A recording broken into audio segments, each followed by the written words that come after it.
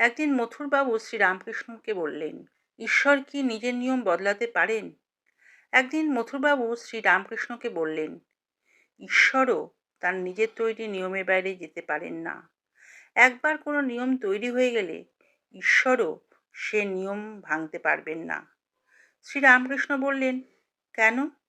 যিনি নিয়ম তৈরি করেছেন তিনি চাইলে সেই নিয়ম পরিবর্তনও করতে পারেন।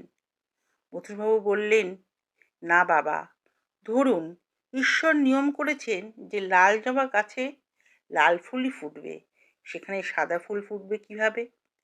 শ্রীরামকৃষ্ণ হেসে বললেন, তিনি চাইলে সবই করতে পারেন, সাদা ফুলও ফুটতে পারে। মথুরবাবু বললেন, তাহলে আমি দেখতে চাই। পরদিন যা ঘটল। পরদিন শ্রীরামকৃষ্ণ যখন পঞ্চবটির দিকে যাচ্ছিলেন, হঠাৎ তার চোখে পড়ল একটি জবা গাছ। তিনি থমকে দাঁড়ালেন। গাছটি ছিল লাল জবার গাছ, কিন্তু একই ডালে ফুটে রয়েছে একটি লাল ফুল এবং একটি আশ্চর্য সাদা জবা। শ্রীরামকৃষ্ণ সঙ্গে সঙ্গে সেই ডালটি ভেঙে নিয়ে মথুরবাবুর কাছে গেলেন। ডালটি দেখে মথুরবাবু স্তব্ধ হয়ে গেলেন। তিনি আর কোনো যুক্তি খুঁজে পেলেন না। শ্রীরামকৃষ্ণের দিকে তাকিয়ে তিনি বিনয়ের সঙ্গে বললেন, হ্যাঁ বাবা, আমি হেরে গেলাম।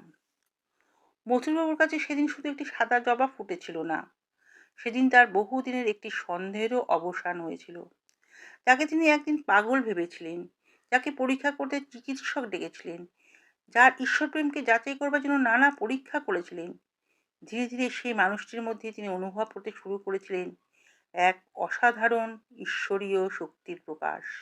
আর এইভাবেই সন্দেহ ধীরে ধীরে পরিণত হলো বিশ্বাসে, বিশ্বাস পরিণত হলো ভক্তিতে, আর ভক্তি পরিণত হলো গভীর ভালোবাসায়।